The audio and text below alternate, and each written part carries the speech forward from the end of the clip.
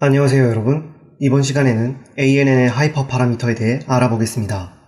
저번 시간에 ANN의 웨이트와 바이어스를 파라미터라고 한다고 했는데요. 이 파라미터들은 트레이닝을 통해 최적의 값을 찾아낼 수가 있었죠. 그런데 ANN에는 트레이닝으로 최적의 값을 찾아낼 수 없는 요소들이 있습니다. 이것을 하이퍼 파라미터라고 합니다. 이전에 배웠던 러닝 레이트도 이 하이퍼 파라미터에 속하죠. 하이퍼 파라미터는 ANN의 트레이닝에 굉장히 큰 영향을 줄 수 있습니다. 하지만 최적의 값을 트레이닝과 같은 자동화된 방법으로 찾을 수도 없고 정형화된 수식이 있거나 해서 계산으로 구할 수 있는 것도 아닙니다. 따라서 이번 시간에는 각 하이퍼 파라미터의 역할과 특징에 대해 알아보고 목적에 따라 어떤 방향으로 설정해야 하는지를 간략하게 알아보겠습니다. 하이퍼 파라미터는 종류가 굉장히 많습니다. 이 강의에서는 제가 임의의 기준으로 슬라이드와 같이 나누어 놓았는데요. 먼저 ANN의 아키텍처란 ANN의 노드와 엣지를 어떻게 구성할지에 대한 내용입니다. 따라서 아래와 같이 히든 레이어의 개수라든가 웨이트와 바이어스의 개수 등이 있죠. 다음으로 데이터 전처리인데요. 이는 ANN의 트레이닝을 위해 사용할 데이터를 어떻게 처리해서 학습 효율을 높일 것인지에 대한 내용입니다. 마지막으로 트레이닝 방법인데요. 러닝 레이트와 옵티마이저 종류 등이 있죠. 이제 각 하이퍼 파라미터들이 ANN에 어떤 영향을 주는지 알아보도록 하겠습니다. 먼저 트레이닝에 걸리는 시간입니다. 트레이닝 시간이란 로스가 로컬 미니마를 찾아 수렴하는 데까지 걸리는 시간을 말합니다. 이에 영향을 주는 주요 하이퍼 파라미터는 러닝 레이트, 옵티마이저, 그리고 이터레이션 및 에포크입니다. 러닝 레이트는 너무 작으면 트레이닝이 오래 걸리고 반대로 너무 크면 진동이 발생해서 수렴하는데 오래 걸릴 수 있습니다. 따라서 적절한 러닝 레이트를 찾아야 하는데 이것이 쉽지는 않습니다. 하지만 저번 시간에 배운 것과 같이 옵티마이저를 활용하면 러닝 레이트가 다소 작거나 커도 트레이닝을 대체로 빠르고 성공적으로 마칠 수가 있죠. 이터레이션과 에포크는 트레이닝의 반복 횟수를 말하는데요. 반복 횟수가 너무 적으면 로컬 미니마를 찾기 전에 트레이닝이 끝나는 문제점이 있겠죠. 여기서 이터레이션과 에포크의 차이점을 알아봅시다. 이터레이션은 파라미터를 수정한 횟수이고 에포크는 데이터셋을 모두 본 횟수입니다. 예를 들어 데이터셋에 1억 개의 데이터가 있고 미니 배치의 사이즈는 1000개라고 가정해봅시다. 저번 시간에 배운 것과 같이 미니 배치를 한 번 볼 때마다 파라미터를 수정했었죠. 따라서 데이터셋의 모든 데이터를 이 미니 배치로 트레이닝하게 되면 이터레이션은 1억 나누기 1000이니까 10만 번이 됩니다. 하지만 에포크의 경우 데이터셋의 모든 데이터를 한 번 봤기 때문에 1이 되죠. 데이터의 경우 중복이나 누락 없이 데이터셋의 모든 데이터를 다 보는 것이 중요하기 때문에 현대에는 대부분 이터레이션이 아니라 에포크를 사용하는 추세입니다. 다음으로 ANN의 정확성입니다. ANN의 정확성이란 ANN의 아웃풋이 얼마나 정확한가, 즉 타겟과 얼마나 비슷한지를 말합니다. 여기서는 두 가지 개념이 있는데요. 스코어는 ANN의 아웃풋 레이어가 리그레션 레이어일 때 사용합니다. 아웃풋과 타겟의 수치가 얼마나 비슷한지를 나타내는 척도죠. 그리고 애큐러시는 아웃풋 레이어가 바이너리 클래시파이어이거나 또는 소프트맥스 레이어일 때 사용합니다. 이들은 선택지 중 하나를 고르는 문제이기 때문에 얼마나 비슷한지가 아니라 정답이냐 아니냐를 나타내는 척도입니다. 먼저 스코어에 대해 자세히 알아봅시다. 스코어는 주로 세 가지 척도가 사용되는데요. 얼핏 봐도 눈에 익은 수식들이죠. 방금 전에 설명했듯이 아웃풋과 타겟이 얼마나 비슷한지를 평가하는 수식들입니다. 수식의 내용이나 의미가 크게 어렵지 않기 때문에 자세히 설명하지는 않겠습니다. 다음으로 애큐러시를 알아봅시다. 애큐러시는 비슷한 정도를 평가하는 것이 아니라 정답인지 아닌지를 평가한다고 했죠. 따라서 이를 위해서는 먼저 이 그림을 이해하셔야 합니다. 그림에서 위에 있는 타겟은 그라운드 트루스, 즉 실제 정답을 말하고요. 아웃풋은 ANN이 추정한 결과를 말합니다. 따라서 그림에서 true positive는 타겟도 yes이고 아웃풋도 yes로 정답을 맞춘 상태, true negative는 타겟도 no, 아웃풋도 no로 정답을 맞춘 상태입니다. 즉 true는 아웃풋이 타겟과 같은 값을 가진 상태로 정답을 맞춘 것이죠. 반대로 false positive는 타겟은 no인데 아웃풋은 yes라고 한 상태이고 false negative는 타겟은 yes인데 아웃풋은 no라고 한 상태로 둘 다 정답을 맞추지 못한 상태입니다. 이제 수식을 봅시다. 먼저 accuracy는 네 가지 모든 경우 중에 정답을 맞춘 비율을 나타내죠. 다음 프리시전은 아웃풋이 yes인 것들 중에 타겟도 yes인 비율입니다. 마지막 리콜은 타겟이 yes인 것 중에 아웃풋도 yes인 비율입니다. 이제 앞서 살펴본 스코어와 애큐러시에 어떤 하이퍼 파라미터들이 주로 영향을 주는지 보겠습니다. 먼저 히든 레이어의 개수입니다. 이전에 설명한 것처럼 히든 레이어가 많을수록 디시전 바운더리가 많아져서 더 복잡하고 정밀한 문제를 해결할 수 있다고 했죠. 하지만 몇 가지 이유로 인해서 히든 레이어 개수가 일정 이상 많아지면 그 이상의 효과를 볼 수 없게 되는데요. 이는 이후에 자세히 설명드리겠습니다. 다음으로 파라미터 개수입니다. ANN의 웨이트와 바이어스가 많아질수록 탐지할 수 있는 피처가 다양해지면서 정확도가 올라가는데요. 히든 레이어의 개수와 마찬가지로 일정 이상 많아지면 그 이상의 효과를 볼 수 없습니다. 또한 파라미터 수가 많아지면 메모리 소모도 많아지고 계산 시간도 오래 걸리는 단점이 있으니 유의해야 합니다. 이제 제너럴라이제이션, 즉 일반화 성능에 대해 알아봅시다.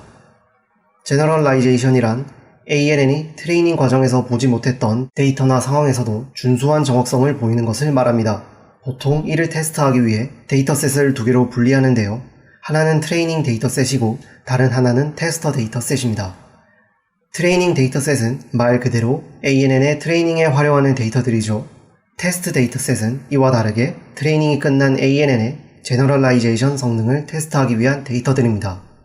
좋은 ANN은 이 두 데이터셋에 대한 정확성이 모두 높아야 하고 이를 제너럴라이제이션이 잘 되었다고 합니다. 제너럴라이제이션이 잘 안 된 경우는 크게 언더피팅과 오버피팅 두 가지가 있는데요. 하나씩 살펴보겠습니다. 먼저 인라이어와 아웃라이어에 대해 알아야 하는데요. 일반적인 경향성을 보이는 데이터를 인라이어라고 하고 이를 벗어난 데이터를 아웃라이어라고 합니다. 일반적이지 않은 경우라는 거죠. 예를 들어 부동산 가격에 대한 데이터셋이 있다고 할 때 시세와 비슷한 가격을 가진 매물들이 인라이어이고 유달리 시세에서 벗어나 비싸거나 싼 매물들이 바로 아웃라이어입니다. 언더피팅이란 디시전 바운더리가 피팅이 안 된 상태, 즉 인라이어에 대한 경향성조차 맞추지 못한 상태를 말합니다. 이는 트레이닝 시간이 부족하거나 ANN 아키텍처가 너무 단순할 때 발생합니다. 여기서 ANN 아키텍처가 단순하다는 것은 히든 레이어의 개수나 파라미터의 수가 부족한 경우도 포함됩니다. 반대로 오버피팅은 디시전 바운더리가 과도하게 피팅된 상태인데요. 무시해야 할 아웃라이어까지 맞추기 위해 일반적인 경향성을 벗어나는 것을 말합니다. 이는 트레이닝 시간이 너무 길었거나 ANN 아키텍처가 너무 복잡할 때 발생합니다. 얼핏 보면 아웃라이어까지 예측할 수 있으니 오버피팅이 좋은 것이 아닌가 할 수 있는데요. 사실 그렇지 않습니다. 데이터셋이란 본질적으로 현실 세계의 모집단의 일부일 수밖에 없습니다. 우리가 이 세상의 모든 경우를 데이터로 모을 수는 없으니까요.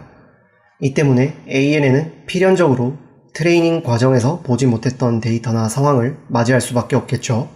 따라서 오버피팅으로 인해 일반적인 경향성에서 벗어나면 실제 상황에서 틀린 판단을 내릴 확률이 높아집니다. 쉽게 말해서 우리가 가지고 있는 데이터셋이 완벽한 정답이 아니기 때문에 이에 과도하게 피팅되어서는 안 되는 것이죠. 이제 제너럴라이제이션에 영향을 주는 하이퍼 파라미터들을 알아봅시다. 먼저 히든 레이어 개수입니다. 이전에 설명한 것과 같이 히든 레이어가 많을수록 디시전 바운더리가 정밀해진다고 했죠. 이는 히든 레이어가 너무 적으면 언더피팅, 많으면 오버피팅이 발생하기 쉽다는 뜻입니다. 파라미터의 수도 이와 비슷하게 너무 적으면 언더피팅, 너무 많으면 오버피팅이 발생하기 쉽습니다. 다음으로 데이터 어그멘테이션입니다. 데이터 어그멘테이션이란 데이터를 보강한다는 뜻인데요. 주어진 데이터의 양이 충분하지 않을 때 기존 데이터에 변형을 주어 데이터 다양성을 확보하는 방법입니다.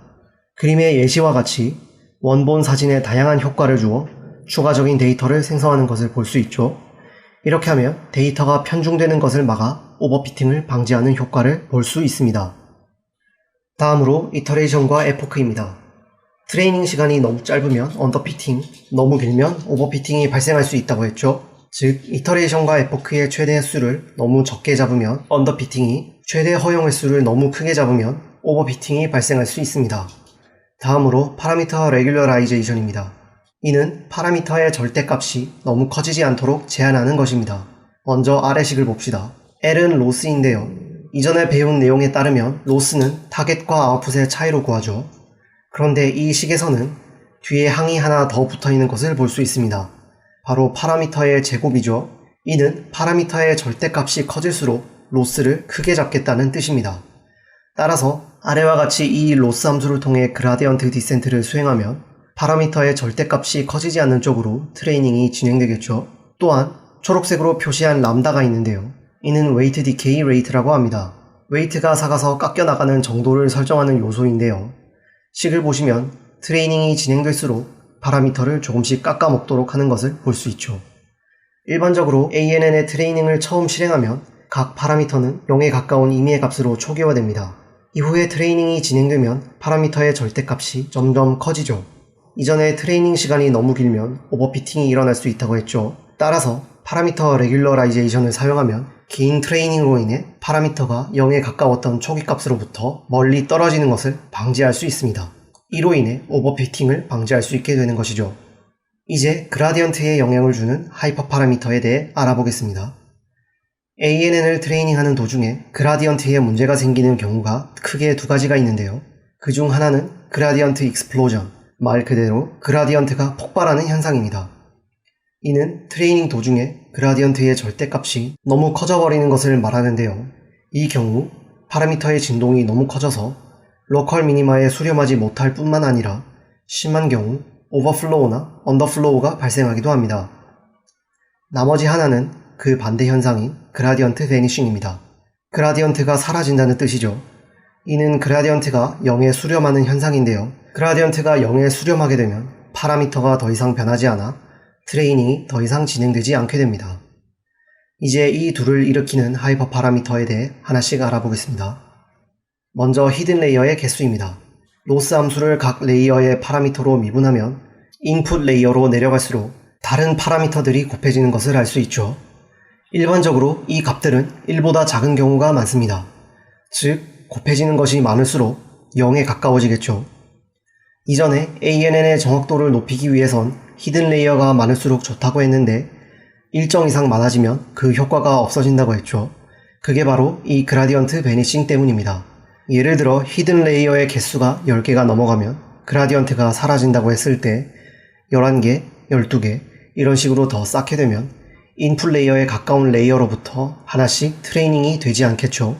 이 때문에 일정 이상 히든 레이어가 쌓이면 디시전 바운더리가 더 이상 정밀해지지 않게 됩니다. 하지만 현대 딥러닝은 수십 개에서 수백 개의 히든 레이어로 이루어져 있고요.